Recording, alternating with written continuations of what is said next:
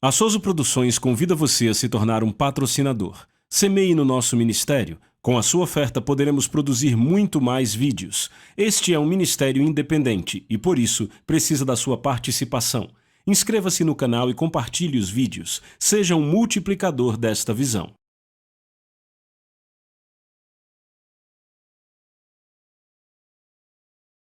Os versículos usados nos vídeos que traduzimos nem sempre correspondem a versões em português. Muitas vezes precisamos traduzir do original em inglês para fazerem sentido no contexto do vídeo. Eu quero compartilhar algumas coisas com vocês na Palavra de Deus. Coisas muito importantes.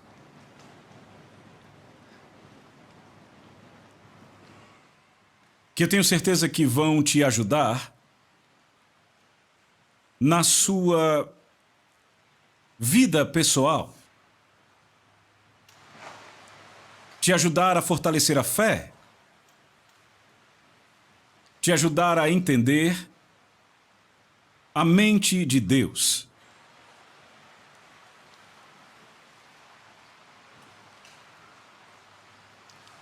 E algumas coisas sobre as quais eu quero falar vão tratar sobre o fato de você ter uma vida e um futuro com Cristo.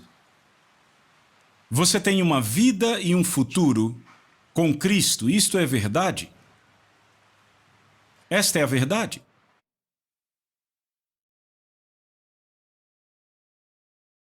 Eu sei que tem aqueles que acreditam que Deus não existe. Por alguma razão, chegaram à conclusão que não existe Deus. Mas eu quero mostrar a vocês alguns versículos da Bíblia. O que é que a palavra de Deus diz? Eu quero começar a ler em Provérbios capítulo 18, versículo 2. Que diz que o tolo não tem prazer no entendimento. Um tolo não tem prazer, ele não se alegra, ele nunca se sente alegre pelo entendimento. Ele não se importa com entender mais do que ele já entende. Não dá para tentar ensiná-lo. Ele não está disposto a ouvir. A palavra de Deus diz que ele é um tolo. Diz: o tolo não tem prazer no entendimento e o seu coração só quer externar a si mesmo. A Bíblia diz que esta pessoa aí é uma tola. Vá para o capítulo 28, ainda em Provérbios, 28, verso 26. Aquele que confia no seu próprio coração é um tolo. Você já conheceu alguém que diz: eu acredito em mim mesmo, eu confio em mim mesmo? A Bíblia diz que essa pessoa é uma tola. Veja isso. Aquele que confia em seu próprio coração é um tolo. Mas o que anda sabiamente, este será salvo. Agora, isso é muito importante. E eu quero que você vá para o Salmo 14, versículo 1, e eu quero ler da versão BJ, que é a Bíblia judaica.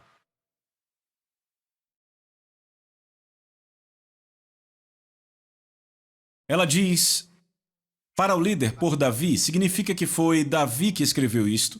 O rei Davi escreveu esse salmo e mandou para o líder do coro. E aí ele diz: tolos dizem em seus corações, não existe Deus. Eles agem corruptamente, os seus feitos são vis, nenhum faz o que é certo. Ele diz: tolos dizem em seus corações, não há Deus. Então aqueles que dizem que Deus não existe, a Bíblia diz que são tolos. Foi escrito pelo rei Davi. Tolos dizem em seus corações, talvez eles nem digam exteriormente, mas em seus corações, é o que de fato pensam, que não existe Deus. A Bíblia diz que estes são tolos? Por que você daria ouvidos a um tolo? Pense nisso. Vá para o Salmo 53, verso 1, ainda nesta mesma versão. É muito similar. Diz para o líder, no Macalá, um masquio de Davi. Então diz que Davi foi que escreveu, diz um tolo bruto, diz a si mesmo que não existe nenhum Deus. Sabe o que significa um tolo bruto? Não é um tolo qualquer. É um bruto. O que diz que estas pessoas não têm nenhuma sensibilidade humana. Elas tratam as outras pessoas como se fossem animais.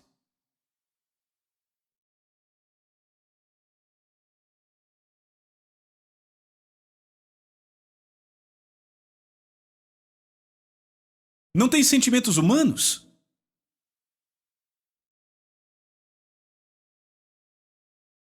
Diz que essas pessoas dizem a si mesmas que não há Deus. Não espanta que ajam como agem.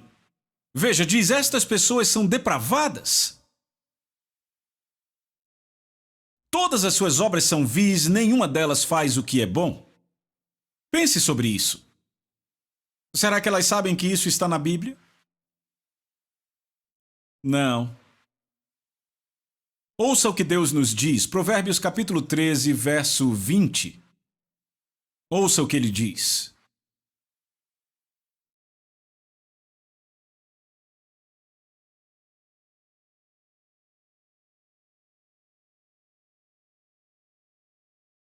Quem anda com os sábios se tornará sábio, mas aquele que acompanha os tolos vai sofrer. Você viu isso?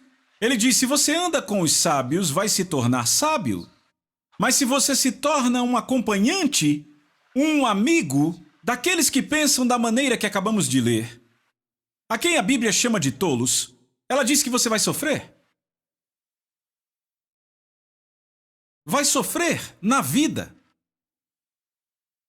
E vai sofrer diante de Deus. De fato, na versão King James, vamos ver a versão King James, diz, aquele que anda com homens sábios, este será sábio, mas a companhia dos tolos será destruída. Esse é o futuro deles.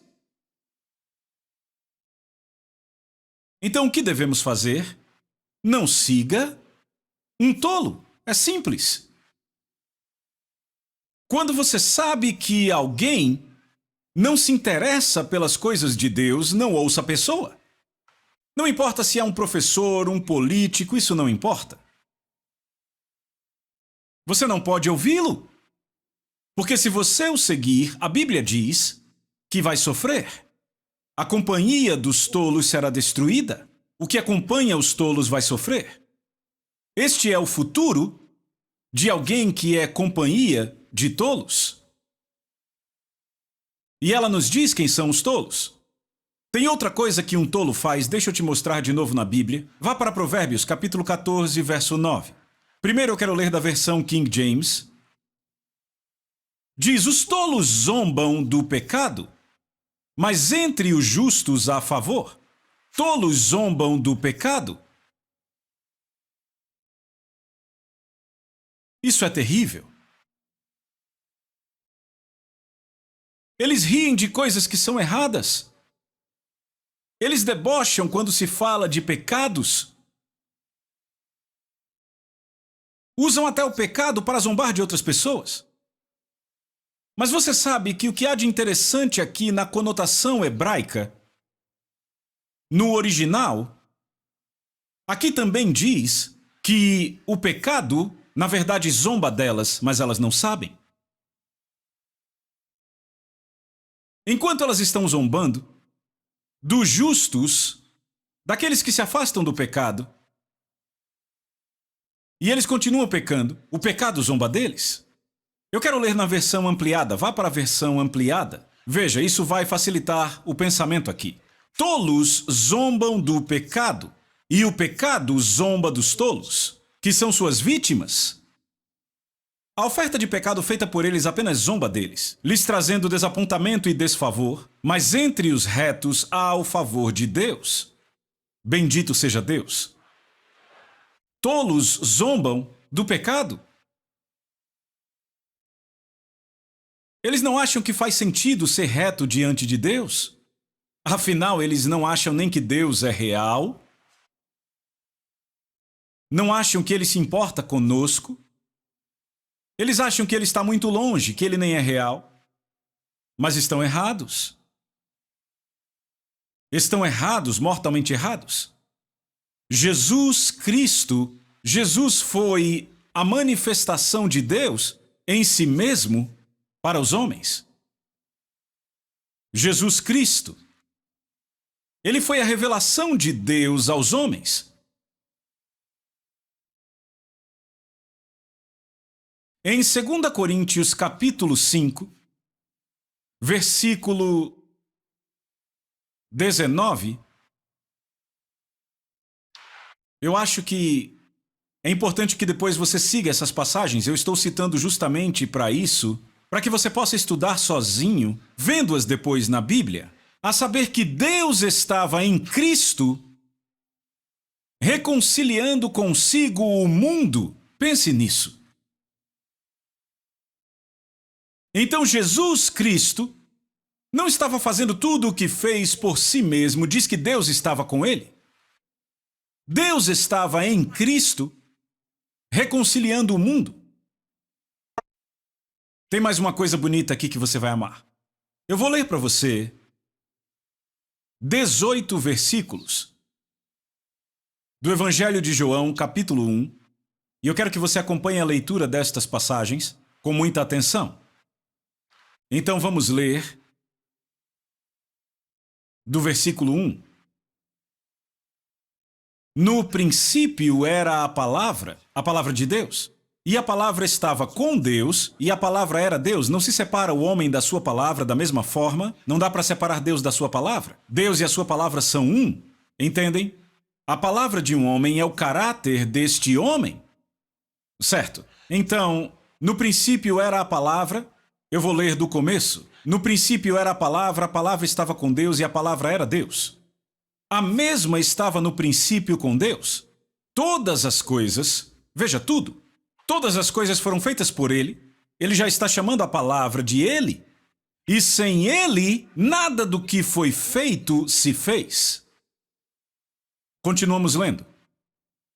Nele estava a vida. E eu quero que você note o uso do tempo verbal passado. Por quê? Porque ele está contando a você uma história. Daqui a pouco você vai entender do que se trata essa história. Ele está contando uma história. Nele estava a vida, e a vida era a luz dos homens. A palavra de Deus. E a luz brilhou nas trevas, e as trevas não a compreenderam. Houve um homem enviado por Deus, cujo nome era João, que é João Batista. O mesmo veio para testemunhar da luz, para que todos os homens através dele pudessem crer. Ele não era esta luz, João não era esta luz, mas foi enviado para dar testemunho desta luz. Esta é a verdadeira luz que ilumina todo homem que vem ao mundo. Ele estava no mundo, a palavra de Deus, ele estava no mundo e o mundo foi feito por ele. E o mundo não o conheceu. Acabamos de ler. Todas as coisas foram feitas por ele. Sem ele, nada do que foi feito se fez. Acabamos de ler. Essa é a palavra de Deus. Então agora, no verso que acabamos de ler, no verso 10, ele diz: a palavra de Deus estava no mundo, e o mundo foi feito por ele, e o mundo não o conheceu. Como a palavra de Deus estava no mundo? Porque Deus falou aos homens. Ele falou aos homens, e às vezes ele fala aos homens através de profetas. A palavra dele já estava no mundo. Eles é que não perceberam que a palavra que eles ouviram era ela mesma Deus. Ele está nos contando uma história, agora eu quero que você acompanhe. Ele estava no mundo, o mundo foi feito por ele e o mundo não o conheceu. Ele veio para os que eram seus e os seus não o receberam. Como assim ele veio para os que eram seus? Porque ele tinha uma aliança com Abraão. E com esta aliança, ele escolheu um certo povo para ser seu. Entre todas as nações, a Bíblia nos conta. De acordo com as Escrituras, ele escolheu Abraão e a sua semente, e isso se metamorfoseou na nação Israel. Então os profetas, é por isso, você pode ler, todos os profetas vieram de lá e trouxeram a palavra de Deus para eles. Ele veio para os que eram seus e os seus não o receberam. Ouçam, veja o próximo. Mas tantos quantos o receberam, a eles deu poder para se tornarem os filhos de Deus, a saber, aos que creem em seu nome. Ou, ele está começando a nos contar algo que daqui a pouco ele vai revelar. Porque a palavra veio e ela nunca foi embora. Veja, diz, uma palavra foi enviada e repousou sobre Jacó. Veja, ela desceu ali e permaneceu ali. Agora veja, próximo versículo. Os quais nasceram. Agora, aqui, você tem um versículo. Este versículo e o versículo 16, você tem o mais próximo que João chega de ir além dos limites dessa discussão que ele traz. Esses dois versículos nos dizem que, fora de tudo que foi dito nos evangelhos, ele teve um vislumbre daquilo, das revelações que teríamos nas epístolas. Isso nos diz algo sobre o que ele já sabia antes de escrever isto? Essa indicação é muito importante. Ela é boa para estudiosos da Bíblia. Mas vamos ler, os quais nasceram não do sangue, nem da vontade da carne, nem da vontade do homem, mas de Deus. E a palavra, então ele volta para a história que está nos contando, a história da palavra. A palavra foi feita carne. Agora, vamos para a nova versão King James por um segundo. Há um porquê para eu pedir isso, entenda. A expressão foi feita não é a melhor tradução do original grego no contexto. Na verdade, é tornou-se. Então, na revisão da King James, quando veio a NKJV, eles trouxeram esta correção. E a palavra tornou-se carne e habitou entre nós. A palavra tornou-se carne.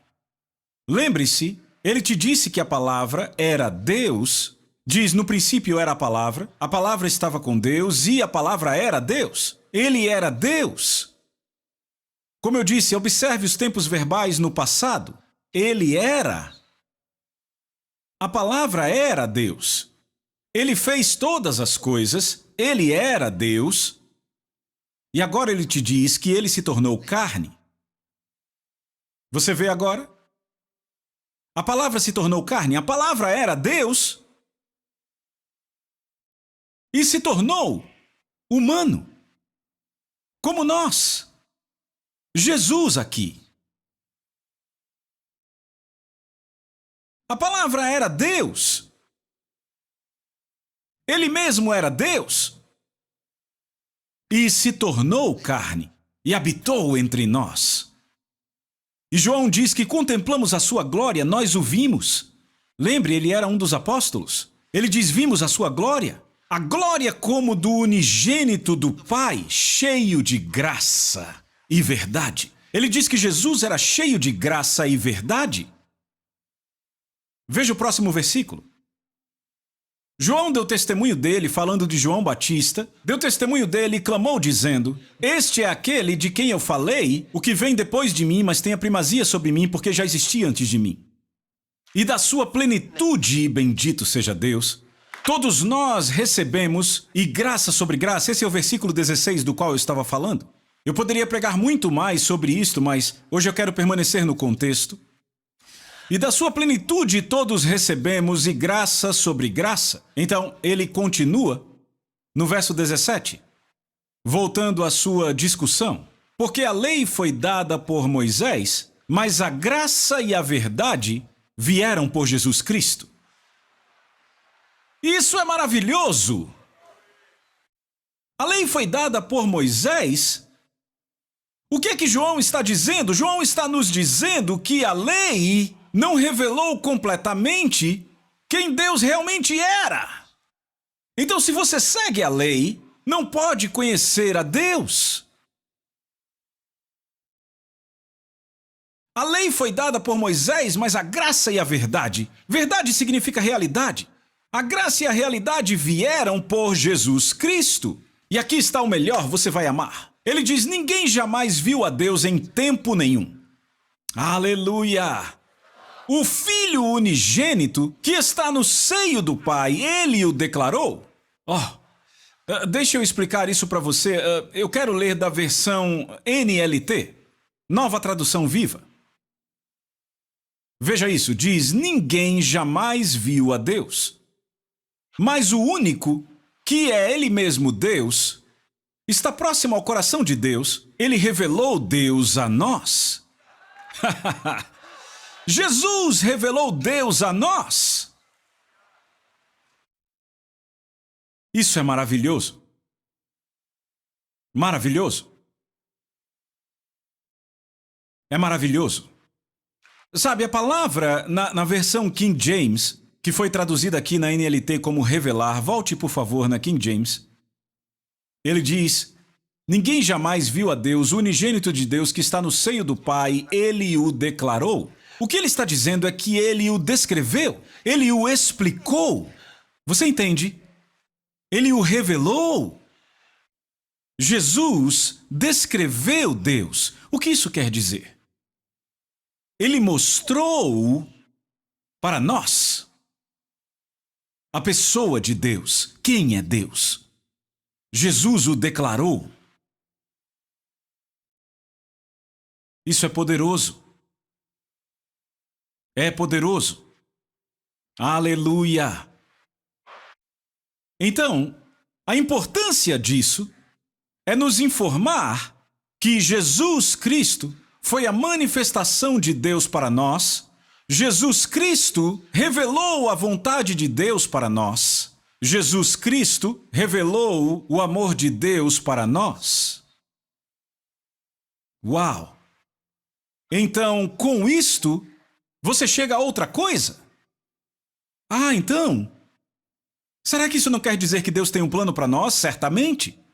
Significa sim que Deus, ele tem um plano para nós. Agora eu quero te mostrar algumas coisas. Vá para Eclesiastes.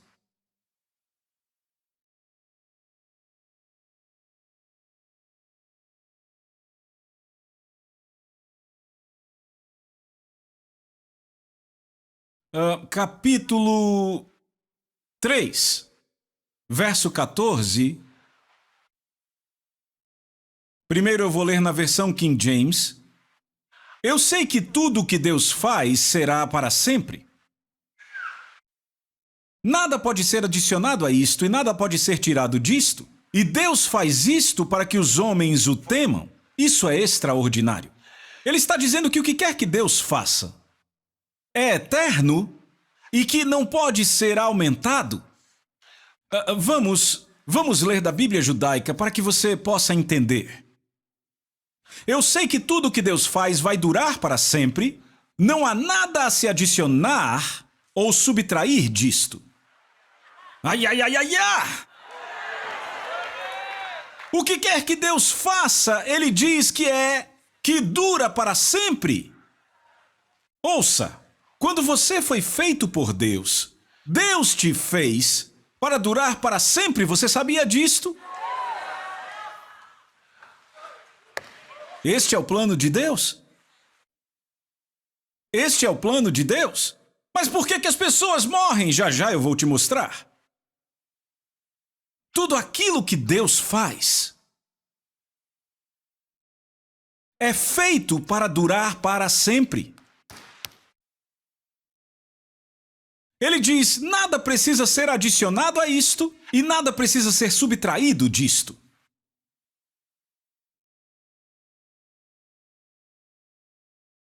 Você não leu em Gênesis, depois de ter criado tudo, a Bíblia diz que ele viu que era muito bom.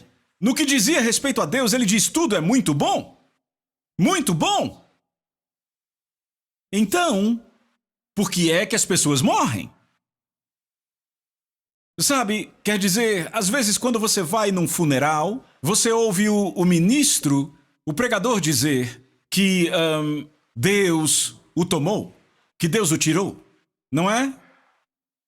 E dizem, bendito o nome do Senhor, e dizem que a pessoa foi tomada, foi tirada por Deus. Mas será? Veja, quando Deus toma alguém, ele não toma a pessoa através da morte? Isso é importante.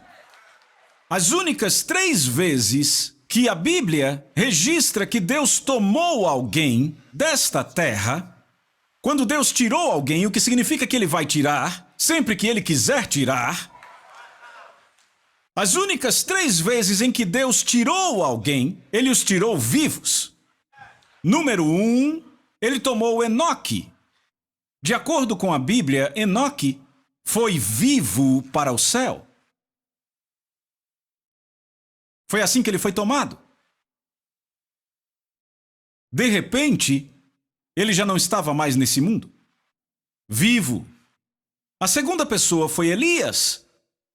Elias foi tirado daqui com uma carruagem de fogo. Tirado vivo.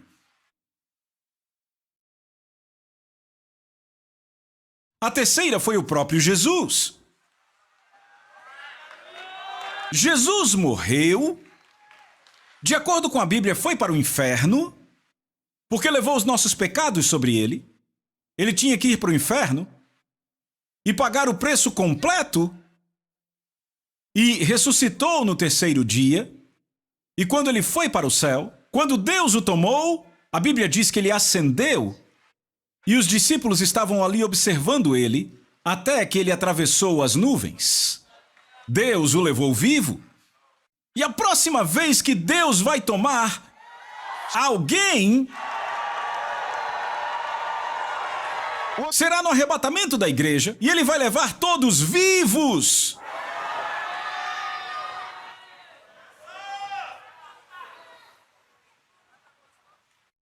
De fato, houve aqueles que foram para o céu com Jesus. E o que é bonito aqui é que eles tiveram que ressuscitar. A Bíblia diz que eles saíram das suas sepulturas. Depois da ressurreição de Jesus, saíram das suas sepulturas e muitos deles apareceram em Jerusalém. Foram vistos. Pessoas que tinham morrido muito tempo atrás. Foram vistas em Jerusalém. E Jesus os levou todos para o céu vivos. É assim que Deus leva as pessoas para o céu. E você diz, mas e quanto à morte? O que a Bíblia fala sobre a morte? Eu vou te mostrar agora. Você está pronto? Ok. Você que pediu. Eu vou mostrar. Número 1. Romanos capítulo 5, verso 12, você vai ver que a morte não vem de Deus. A morte não vem de Deus. Portanto, assim como por um homem entrou o pecado, no mundo, aqui é Adão, o primeiro Adão, e pelo pecado a morte, veja isto, assim também a morte passou a todos os homens, porque todos pecaram. Veja como a morte veio sobre todos. Ela veio por causa do pecado. Veja de novo, assim como por um homem entrou o pecado no mundo, diz que o pecado entrou no mundo por um homem, e pelo pecado a morte veio pelo pecado. O pecado trouxe a morte. E aí ele diz, assim também a morte passou a todos os homens, porque todos pecaram. Então, isso já está te dizendo que Deus não originou a morte? Toque em alguém do seu lado e diga, você ouviu o que o pastor acabou de dizer? Muito bem, vamos ler outro. Hebreus capítulo 2, verso 14.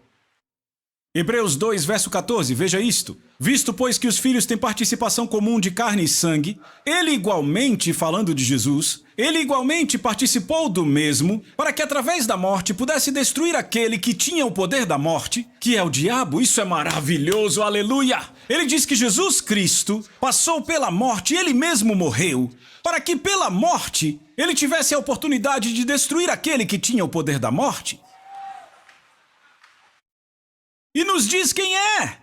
Diz, a saber, o diabo. Então o diabo era quem tinha o poder da morte.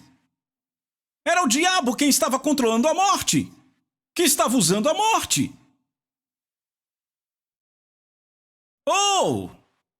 Eu vou ler de novo para você. Eu vou ler de novo e vou ler o verso seguinte para você entender mais, ainda mais. Ele diz, como pois os filhos têm participação comum de carne e sangue, destes também ele igualmente participou para que através da morte pudesse destruir aquele que tem o poder da morte, a saber, o diabo. Veja que não tem um ponto final aí. Ele vai continuar. E livrasse todos que, pelo pavor da morte, estavam sujeitos à escravidão por toda a vida. Então ele libertou as pessoas, seres humanos, que por causa do medo da morte, durante toda a sua vida, estavam sujeitos à escravidão. Veja, o medo da morte faz pessoas fazerem todo tipo de coisa, porque elas têm medo. E Jesus Cristo derrotou a morte para que não precisássemos mais ter medo. Glória a Deus. Posso te mostrar mais um? 1 Coríntios capítulo 15, verso 26. Este aqui, se você não entendeu nenhum dos anteriores, esse aqui você vai entender. Veja isso, o último inimigo a ser destruído é a morte. Oh! Ele chama a morte de inimigo, ponto final. Sem mais perguntas. Ele diz o último inimigo, ele chama a morte de inimigo. O inimigo de Deus. Veja isso, o último inimigo a ser destruído é a morte. Não derrotado, já foi derrotado, mas será destruído. Veja isto. A Bíblia diz que Deus já derrotou a morte pela sua ressurreição. E agora ela será destruída. Veja aí. Ele chama a morte de inimiga, não de amiga de Deus. Não um produto de Deus. Não um mensageiro de Deus.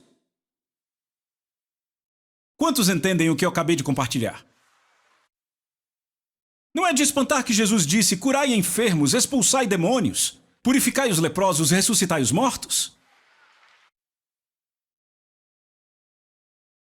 Porque todas estas coisas são do diabo? Veja. Então agora você entende isto.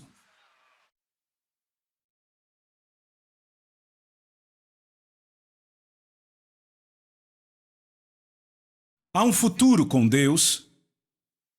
Há um futuro com Deus. E na próxima lição eu vou compartilhar mais disso, pois há um futuro com Deus. Ouça, você não está vivendo uma vida vazia. Deus não quer que você viva uma vida vazia.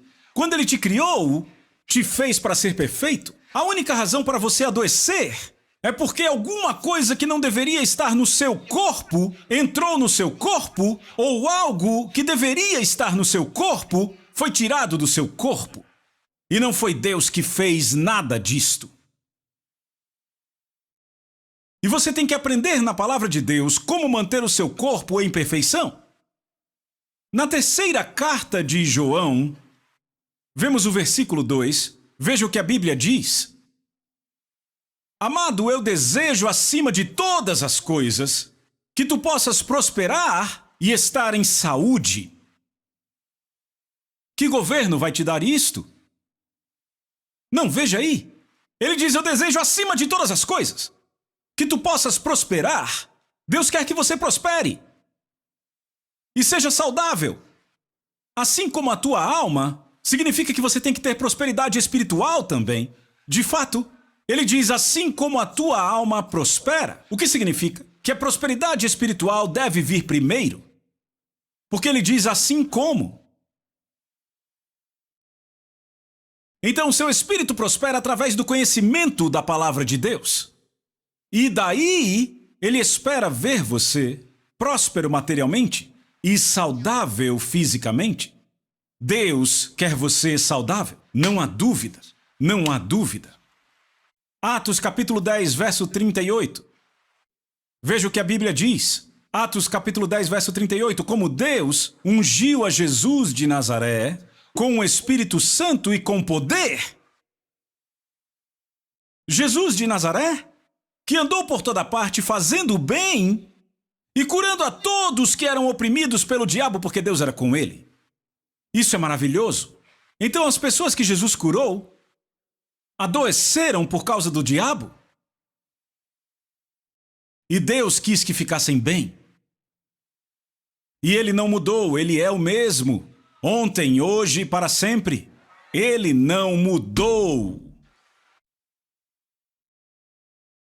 Ele não mudou. E a cura está disponível para você hoje. Se você ainda não recebeu a salvação em Cristo Jesus, eu quero agora mesmo que você o receba em seu coração. Diga estas palavras depois de mim, para receber a salvação. Diga essas palavras depois de mim do fundo do seu coração. E ele vai te ouvir. Eu estou levando você à salvação da forma da Bíblia agora. Diga essas palavras. Pastor Cris, por que eu tenho que dizê-las? É importante. Deixa eu te mostrar uma passagem. Eu poderia ler muitas, mas veja esta. Romanos capítulo 10, verso 9. Veja o que diz. Se confessares com a tua boca o Senhor Jesus e creres do teu coração que Deus o levantou dos mortos, tu serás salvo. Veja o verso seguinte. Porque com o coração o homem crê para a justiça, diz que você crê com o seu coração e você é justificado em Deus. E com a boca a confissão é feita para a salvação. Confissão, e aqui ele não está falando de confissão de pecado. A palavra é homológia. Significa dizer algo em consistência com Deus. Você diz a mesma coisa em concordância, mas desta vez com Deus, proclamando o senhorio dele na sua vida.